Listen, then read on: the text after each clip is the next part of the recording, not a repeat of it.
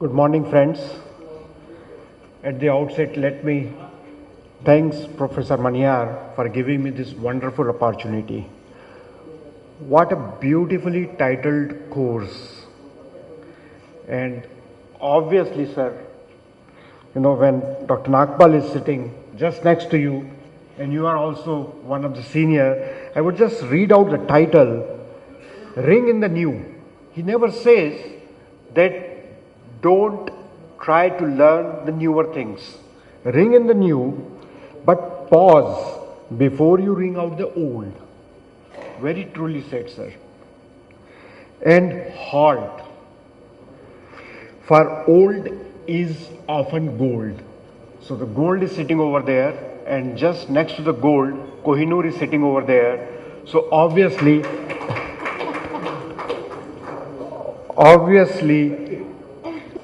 we, the Indians, have the biggest tolerance. All of you are familiar, we have tolerated Britishers for almost 100 years. But it's not we. Even in the medical science, the whole world has a tolerance. You look at this. The pilocarpine was introduced in glaucoma management way back in 1875 until 1975. For almost 100 years. We tolerated Britishers for 100 years. So almost 100 years the pilocarpine ruled the glaucoma management. The only systemic carbonic anhydrase inhibitor was introduced in between. But for almost 100 years there was nothing as far as the topical medication is concerned except the pilocarpine. Obviously, in 75, the beta blocker was introduced, and beta blocker remained gold standard for quite some time, and still we say that the beta blocker is the gold standard. After that, quite a few new drugs have come in the market. We know that the topical carbonic anhydrase inhibitor came, the alpha-2 agonist came in the market, and then the most fascinating molecules to treat any kind of glaucoma. The PG analog came. The PG analog is there for almost 20 years. Now probably our tolerance is getting over and we are looking for the new molecules, and hopefully the Verzenio, a new PG analog with additional property, is likely to be introduced either in 2015 or 2016. So when we have so many molecules coming up in last 15-20 years, does it mean that we should write off the old one? Let us see and try to understand. These are the two cars from the same company, the Rolls-Royce. On your right hand side is a new model, you may call it as a Ghost, but still you have to pay a phenomenal price for the Ghost. To buy a Ghost, you have to pay 4-5 crores. And on the left hand side is another car from the same company, but unfortunately 100-120 years old. But believe me that this car on your left hand side costs more than the newer car. So obviously the old is not out, and sometimes the old is gold or even better than the gold. The pilocarpine basically is originated from a South American shrub, and obviously it's a chemical structure, it's a parasympathomimetic molecule, the cholinergic agent, and most of the anti-glaucoma drugs act through the autonomous nervous system as the pilocarpine is, and obviously it was the first drug introduced to act through the autonomous nervous system. And still the pilocarpine is there, but it's seldomly available. Quite often in glaucoma society meeting the question is asked, the pilocarpine is not available in our town, in our market, what to do? We say that, do you have a cataract surgeon around? They say yes. We say that obviously the cataract surgeon might be using the intracameral pilocarpine to constrict the pupil. They say yes.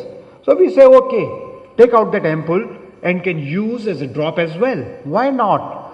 So why the pilocarpine is going out? Because it's 100-year-old, or because it does not have efficacy, or it's a industry driven. So if you ask me honestly, I would say that the last point is very correct. Mostly it's industry driven, it's a regulated drug, it's a pretty cheap drug. So that's why gradually it's withdrawn from the market and replaced by the more and more expensive drugs. How does it act? What is the mechanism of action? If you see that, yes, obviously the pilocarpine enhances the aggression of the aqueous from the anterior chamber to the out of the eye, and that is how it reduces the intraocular pressure. The mechanism is simple.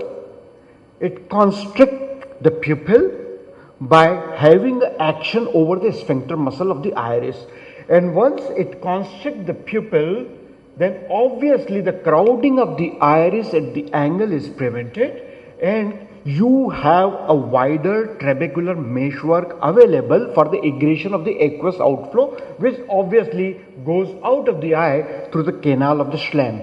So yes, we have started teaching to our student that okay, the crowding of the iris takes place at the angle only in the angle closer glaucoma, and because of that, it is effective only in angle closer glaucoma. But believe me, once the iris is stressed, even in the open angle glaucoma, the more area is available for the aqueous aggression, and that is how it reduces the intraocular pressure by almost 20% from the baseline, even in the cases of primary open angle glaucoma. Obviously, it does have some adverse effect on the ciliary muscle, so probably through the non-conventional pathway it may reduce the aqueous aggression a bit, and obviously it again pulls up the iris lens diaphragm little up, so that is again a little bad thing. So probably because of these two reasons we have written off the pilocarpine from the management of the glaucoma. It is available in various concentration, but now it is very difficult even to find out the most commonly used 2% concentration which is used in glaucoma. In acute angle closer we need 4%, but unfortunately that is not available. But still, if you really search, if you roam around in the market, then probably you may find the 2% pilocarpine. The 1% is equally effective, and I would say that if you don't get, then yes, take the 0.5% concentration vial which anterior segment surgeon uses for as an intracameral use, can be effective. It has varieties of indication. If you say that the PG analog reduces the intraocular pressure by 35% from the baseline, at least in Indian population, so it is the drug of choice. I would say that even the pilocarpine reduces the pressure by 20%, either which is equivalent to the beta blocker and better than the alpha-2 agonist or the carbonic anhydrase inhibitor, then obviously it should be the second drug of choice, but unfortunately not. But still it has several indications where your PG analog or your other drug would not be effective, and the most common is the angle closer. And some of our colleagues says that the prevalence of the angle closer glaucoma in our population is as high as 50%. Almost all the glaucoma patient what you see in your clinical practice, 50% might be having the angle closer glaucoma. In my practice, I see approximately 33, 1/3 of the patients having angle closer glaucoma, and so that's why at least 1/3 of your patients should need the pilocarpine therapy. And obviously the other indication is the Play-2 iris. If you talk to Dr. G. Chandrasekhar, he would say that almost half of these angle closer glaucoma would have a Play-2 iris component. Couple of slides from now that how it is effective in the Play-2 iris. The pigmentary glaucoma, the pseudoexfoliation glaucoma, pretty common. The pigmentary glaucoma is pretty common in moderate to high myopic patients. The pseudo exfoliation is pretty common in Scandinavian and the tropical countries, and we are one of the tropical country. And the miscellaneous uses are the Aedes pupil, and obviously the anterior segment surgeon, they don't shy of using the pilocarpine very often because they want their patient to read 6 in the evening on the day of surgery. How do you manage the angle closure glaucoma, in particular the acute angle closure glaucoma? When you have a patients with the acute angle closure, you have to bring down the intraocular pressure, and obviously you would prefer to give intravenous mannitol. You may like to give a carbonic anhydrase inhibitor in a systemic form, that is in a tablet form, because intravenous is not available in our country. But you have to constrict the pupil, as I said, that you have to prevent the crowding at the angle. So you have to constrict the pupil, and that only the pilocarpine can do. So once the pressure is brought down, start using the pilocarpine very frequently, and obviously the crowding at the angle will go away, and again the aqueous circulation will re-establish, and that is how you can break the attack of acute angle closure. And more so, once the patient have an acute angle closure, obviously you would like to do the peripheral iridotomy in the other eye, but when the patient is in a pain and agony, he will never ever allow you to do that, because he will say that, doctor, please treat my eye which is a suffering eye where I am having a problem, and you are insisting upon treating the other eye. So better keep the patients on topical pilocarpine for a while until he agrees to undergo the peripheral iridotomy. And sometimes the patient, because of the want of money or for some varieties of reason, they do not agree for that, and it is better to put these patients on topical pilocarpine rather than anything else. That is how you can see that this patient had an acute angle closure, and we did the peripheral iridotomy with great difficulty. And once the pupil is constricted, the attack was broken. You can see the glaucoma fleckens over here as well, and the pressure remained normal with just the pilocarpine eye drops. The second commonest indication is the Play-2 iris syndrome. Once you have a patient of the Play-2 iris, you don't have anything else except you have two choices, either to do the argon laser iridoplasty, but I don't know how many of you are familiar with that. If you're not familiar, if you cannot perform, better to refer to the glaucomatologist who is familiar to do that. Otherwise, please put the patient on the pilocarpine, and yes, you would save the patients landing up into acute angle closure. And that is what the Play-2 iris configuration is. You know, there is a steep angulation, and obviously the trabecular meshwork is blocked. What it does, it takes away, it stretches the pupil, and crowding of the angle is prevented. And once you have done the iridoplasty, then obviously there is no need to put the pilocarpine in this patient, and the pressure will remain under control.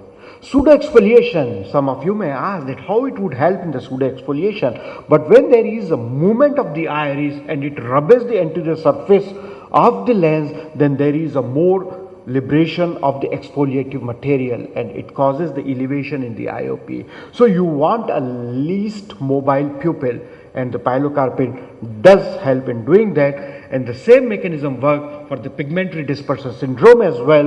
You want to make the pupil immobile, so that's why there is a less liberation of the pigment from the posterior surface of the iris, and that is how you reduces the intraocular pressure. The another most important indication, you know, we have hardly a few medication which are relatively safe. Mind the word, the relatively safe in pregnant and lactating mother. And this cholinergic agent is one of them. And there is a classification of these drugs. They have categorized it A, B, C, D, and X category. And obviously A is the safest, but none of the anti-glaucoma drug falls into the category of A for all pregnant and lactating mother. But the pilocarpine falls in the C category, where there is a little bit of risk, but still you can give. The another indication is a childhood glaucoma. There are a few drugs which are less efficacious, like prostaglandin analog. There are some drugs which you cannot give, like a alpha-2 agonist, but the pilocarpine can be instilled very safely along with the carbonic anhydrase inhibitor. So why not to use pilocarpine more? Obviously, when you have all these drugs and there is not even a single anti-glaucoma medication which is side effect free, and out of all these, the miotics have the least side effects. And what are the side effects? If the patient has a cataract, the posterior subcapsular cataract, he may have a problem. Patient may have a brow ache for a few days. And probably in the myopic patient, there is a risk of the retinal detachment because it stretches the peripheral retina. So there are a few risks, but every medication has a risk. And in my opinion, in comparison to the beta blocker and the other drugs, the pilocarpine has a less risk. Thank you very much, sir, for giving me this opportunity to